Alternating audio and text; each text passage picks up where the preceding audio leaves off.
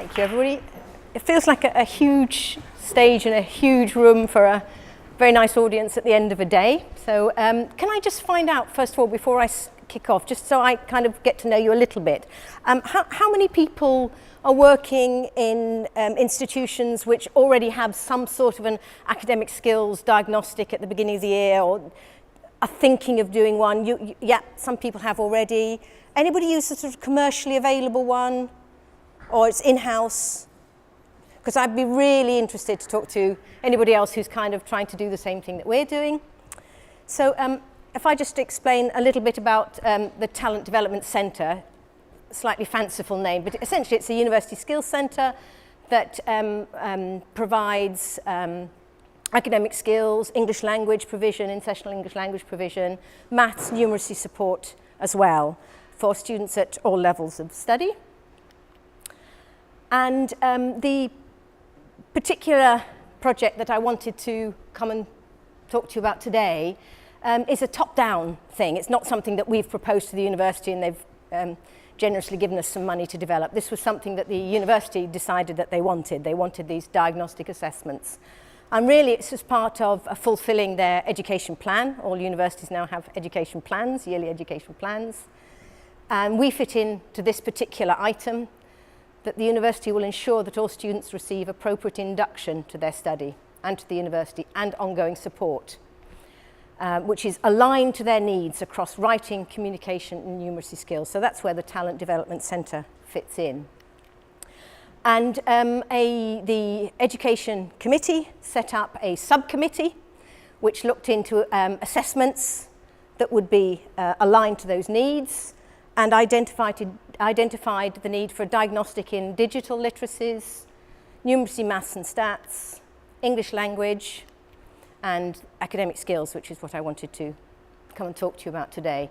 So the digital literacy diagnostic was actually designed on the back of some material that JISC had produced. They have a digital literacy framework, if you like, on the back of which they've produced a learner survey, which is a Creative Commons, and our university used that in order to put together their digital literacy. They borrowed from that Creative Commons survey. And it's from the digital literacies assessment, which is one of the first ones that was produced, that we kind of were given this title of a discovery tool. Has anybody come across this term discovery tool before? No, it's a weird and wonderful name. Essentially what it means is that by taking the survey, you learn something about yourself and the skills that you have. So it's not just you giving feedback to the providers or the university in this case, but you learn about yourself. So the idea is that you learn by doing it. So it's an open access discovery tool, and it's the same tool for staff and students.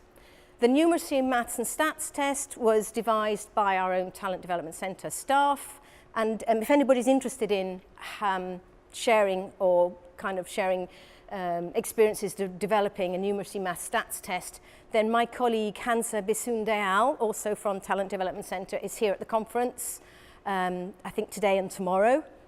And so she currently is developing that test and designing it for a number of departments. So she has bespoke versions of that. It is a test, but it's open access. Students can take it when they want to. Certain students are directed to take that test. And then provision is put on within different departments based on students' results. The English language test, again, that's a fairly new development because all of these tests, we've been told, have to operate through Moodle. That's a requirement of, or part of the brief that we had, that we should use Moodle tools. So we've now devised a new English language test, 4 skills, online reading, writing, listening, speaking, for students on arrival. And that is a test which is taken under test conditions.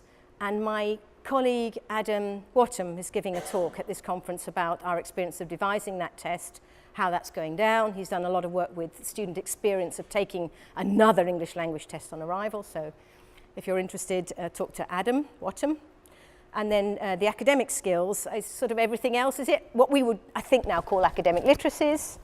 So my colleague Nigel here introduced me to academic literacies a few years back, and I've been an aficionado ever since, moving across from ELT to academic skills. So the aims of the assessments, if you like, were designed to fit in with the education plan. So the TDC was expected to deliver tailored support to meet the needs and aspirations of each student. So tailored support meant adapted to the different degree courses of study, but also the fact that we are dealing with a much more diverse student population, including those from widening participations, including international students. So therefore, one aim of the diagnostic tools was to help identify levels of preparedness for academic life and study, for the academic skills particularly. Sorry about all these ghastly phrases. I'm sure you've heard them before. Encouraging student resilience and self-help, or developing a sort of this mindset. Is this familiar talk to you? Just nod or come. No, not particularly, you lucky so-and-sos. Well, our university talks this talk, but essentially what it means is that we wanted to frame the diagnostic as this discovery tool, as had been the case for the digital literacies, which would help students see what kind of further support they might want to look for, and also to signpost them to those skills at an early stage.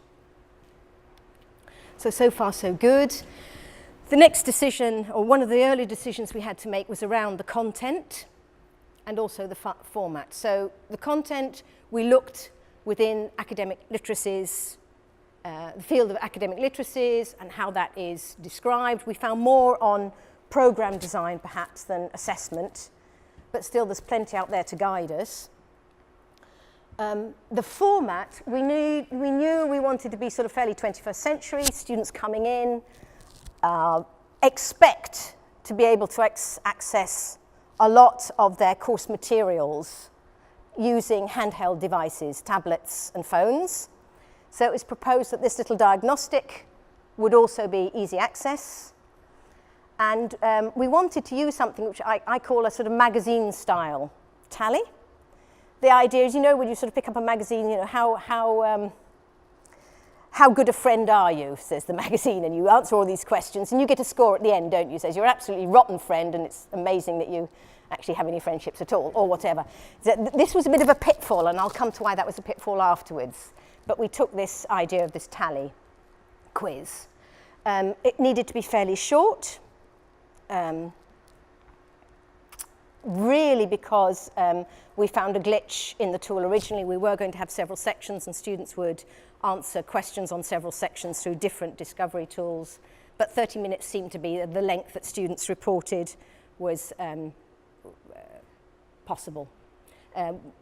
The original design of the materials would allow a student to log in, do some of the questions, and then come back to it later. Which was all fine and good, but we found that what we then had to do was the data would come through as two separate lines in the download, and we'd have to put those together. So we're kind of trying to encourage students to take it one off. And then we were also very keen to do department bespoke versions. The university was not keen for us to do department bespoke versions, but we know enough about the fact that academic skills explicit teaching works so much better if it's embedded within the department, framed within the students' understanding and department understanding of what their courses require. So we did a lot of early trials with peer mentors at the university and with our own class students. So quite a lot of changes and several iterations of the trialing and also focus groups. So we're fairly way along the line now. We decided that we would group the questions into 7 sections which would be meaningful and accessible to the students. So we got all of our questions within these. Those don't look very revolutionary. But we did try to bring in both, if I dare call it study skills, sort of traditional study skills type requirements and demands of a course, but also some of the sociocultural aspects or acculturation aspects of the demands of study within a department. Then we had to think of what type of, well, the type of questions we've had, we worked on those over time, but the response options we had took us a little bit of time to sort through. We didn't want to ask what their level of expertise was or what they felt their level of mastery was in each of these areas that we were positing, or particularly their level of skill, because these were students who might have just arrived, so they might sort of say, dunno yet, let us try it out and then we'll tell you what we think our level of skill is. So that wasn't useful to us. We didn't want to ask those questions. Level of confidence equally. We felt students said, don't feel confident about anything, or I feel confident about everything, even though I haven't done it yet, was partly to do with students' own personalities. So what we found most useful was to ask them about their level of experience, particularly on arrival, their level of experience within the different type of questions that we were asking. And those were the options. For every single item, those were the options. Okay, what actually got us more excited, I think, in developing this particular diagnostic is that we wanted to make sure that when we asked a question of the student, that question was understood by the student in the spirit with which we asked it. So, and also this was part of the idea of a discovery tool. So for each of those 7 sections, we actually put together little slides, and the slides had to work well on a handset, and they had to be brief, but they also had to be, we hoped, fairly thought-provoking for the students. And those took us quite a long time to devise. So what it wasn't a teaching tool as such. It just said, this is what the university is expecting of you. This is what it's going to be like in these particular areas, how you will be expected to learn from lectures, how you will be expected to learn from seminars, and so on. And then we wanted to trial with 5 host departments. The university was very keen for us to just roll it out and tell departments all their students had to register onto it. And we said, no, thank you very much. We quite like to work with departments who have an interest in this tool. We thought the Faculty of Humanities would be interested, but none of them particularly engaged with it. So we went with two departments in the Faculty of Science, that's Psychology and Health and Human Sciences, the Essex Business School, Law and Sociology. And I think one reason that those departments we managed to work with well already is because we already did term-long or even 2-term-long academic assignment preparation and writing courses with them. So they had sort of faith in us, I think. There was a guy who was giving the talk before said, working with departments, that's not so easy, because who do you work with in the department? And we would sort of think, well, in order to run this little academic skills diagnostic and get the department on board with supporting it and encouraging their students to take it, who do we go and see? So you see the head of department, we have an employability development director who we were directed to as well because of graduate attributes. Education directors we have now, undergraduate director, first-year director. By the time we got down to the first-year director, lovely Carlos Gigu there with us. Can I point this? Does this have a thing? Does this have a... No. So the last picture here, the blonde lady at the end is our student support officer, lovely Rowena, who we actually worked very closely with in designing the diagnostic for sociology, but also Carlos, who happened to be the module supervisor for the module in which we embedded the diagnostic. So that took us quite a bit of time, and those posts rotate. So every year we're going to have the same problem of explaining what we're doing. I think it's one of the challenges of working within academic skills. So we embed it in core modules. That's the idea, just as we do our academic skills teaching. And this is where I was going to have a little bit of help. Yes! It's cleverly embedded for me. I'm now going to switch to our Moodle. Do I just click? No, slightly more sophisticated than that. So I just want to go over to my Moodle page now. Sorry, I probably mucked it all up. So where is it? Have you gone past it? Yeah, there. Gosh, that's it. Thank you, that's the one. There is a microphone there as well if you want. True. I don't think I need that, do I? Hello? Can you hear me? Yeah. Before you run away, how do I get the arrow? That's okay. Lovely, thank you very much. Whoa, right, okay, so what you'll see here is that for psychology, we wanted to embed our pilot diagnostic into a psychology course, PS111. So we have a child Moodle for that course because we teach a module strand, the academic skills or writing skills strand of that module. So if I go in there, oh, lovely, it's help. Right, so I've got to type in again, haven't I? Low tech, high tech.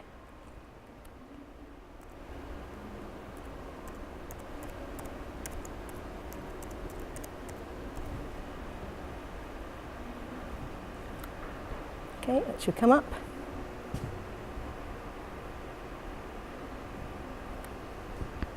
Right, okay, so what you'll see here is that we describe our own classes, but right before the term starts, thank you very much, in the first week we have the Moodle open to students and they're invited to take the academic skills review. They then, in our first class, we will then push them to take it if they haven't done so already. And then in our second class, we'll follow up with the students how they responded and what notes they'd made. Okay, I don't think I've actually got time because I've faffed around a bit too much. So if you take me back to my slides, I haven't got time to show you any of the actual slides that we've devised. But if anybody is particularly interested and wants to come and see them, I'm more than happy to share that with them.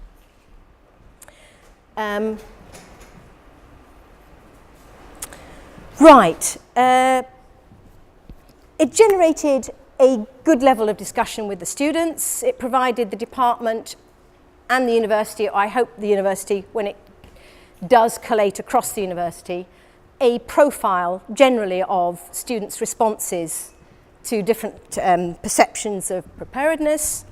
The Department of Health and Human Sciences was sufficiently interested in the diagnostic to ask us to do a second diagnostic to be run in the beginning of the second year. So we called that the academic skills follow-up.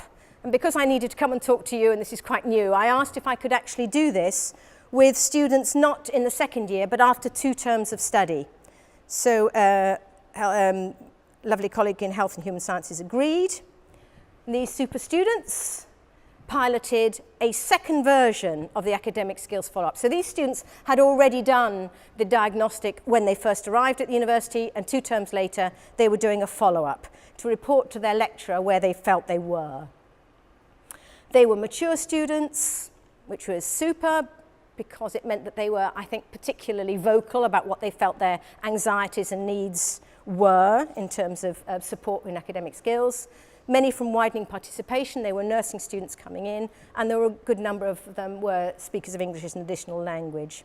The first question we wanted to know was how satisfied they were with their progress on the course, and it's some credit to the course director, I think, that this cohort of about 75 students were all mostly pleased or very pleased. There were no disgruntled or dissatisfied students in that particular nursing cohort. They reviewed the slides for us. They were a little polite, I think, because we used the same slides that they'd seen 2 terms before. But at this point, we were able to say, well, now that you have experience of studying, how would you evaluate those slides? And how accurate did you feel the slides were of your experience of study? And they were fairly critical. They gave us some useful feedback. They said, it's just not brutal enough. It makes work-life balance look easier than it actually is. Quite a number of their comments were about sociocultural aspects of study, as is this one. Wanted more on time management. And they flagged up tutorials as one of the slides that they felt was the most important and the most unfamiliar to them as a form of teaching and learning. A lot of them have been on access courses, but hadn't necessarily had these more formal tutorials. So those are the questions we were asking. I haven't got time. The lecturer was very interested in how the students responded to that diagnostic. This was one of the ones that came out of the tutorials. How confident would you feel about writing an email request for a tutorial? So after 2 terms, a good number of them very confident, some fairly confident, but they'd be interested in some style guidance on how to approach a lecturer, how to write to the lecturer. And some said, I'm just not at all confident about writing to my lecturer via email. I wouldn't like to write to my lecturer via email, which came as a complete surprise to the lecturer. How often have you requested a tutorial? Very different responses. Although I know that's subjective. But other aspects, how familiar are you now with using the University Electronic Address Book? 62% very familiar with searching staff rooms, staff titles and so on. 25% said, well, having looked again at the diagnostic, we now realise we don't use that tool in the way we expected. We'd like to know more about how to use it. And an amazing 13% don't use the University Electronic Address Book after 2 terms.